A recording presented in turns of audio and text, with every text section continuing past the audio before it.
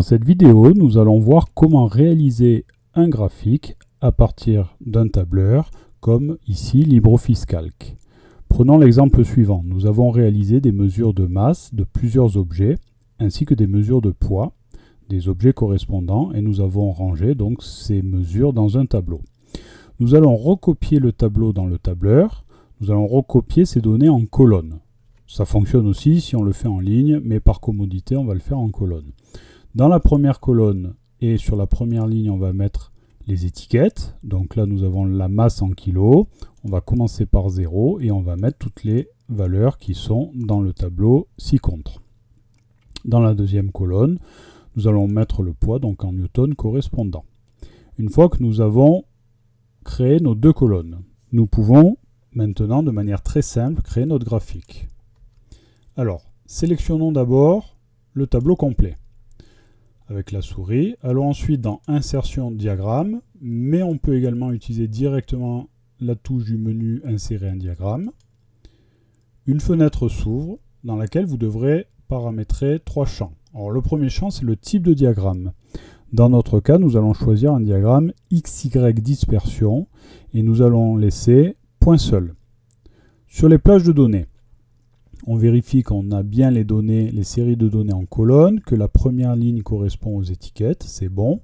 Sur les séries de données, il n'y a rien à faire si on a bien sélectionné son tableau au début. Et enfin, dans les éléments du diagramme, nous pouvons mettre donc un titre au diagramme, au graphique. Donc là, on va l'appeler évolution du poids en fonction de la masse.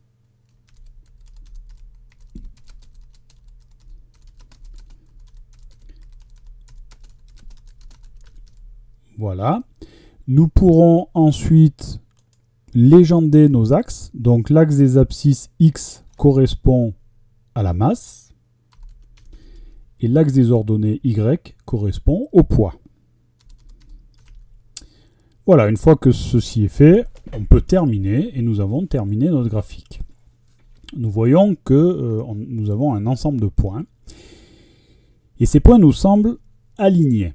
Donc on va modéliser une courbe qui prenne en compte ce que l'on observe. Donc les points semblent alignés, donc ça veut dire que sans doute la loi qui régit l'évolution du poids en fonction de la masse est une droite. Donc pour ça, nous allons cliquer droit sur un des points. Alors d'abord on clique une fois, ensuite on clique droit et on va cliquer sur insérer une courbe de tendance. Un nouveau menu apparaît. Alors comme il s'agit d'une droite, on va laisser linéaire en haut, on n'y touche pas. On va simplement cocher afficher l'équation et on fait OK. Et donc là, on voit que finalement, notre droite est créée et elle va passer au plus près de l'ensemble des points que nous avions obtenus après nos mesures. Au passage, nous avons également l'équation de la droite qui s'affiche. Notre graphique est terminé. Si nous souhaitons maintenant l'insérer dans un document, on clique sur une case à côté du graphique et on revient sur le graphique en cliquant droit et en faisant copier.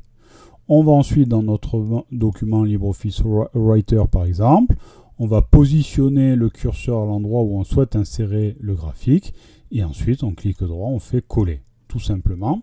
Alors là vous voyez le graphique chevauche le texte, donc pour éviter ça on va cliquer ici sur pas d'adaptation et là notre graphique est bien inséré au bon endroit, il n'y a pas de problème. Au passage, je vous fais remarquer que l'équation a été simplifiée en arrondissant les nombres et on retrouve bien notre équation P égale M fois G avec un petit g, intensité de la pesanteur qui est égale à 9,79.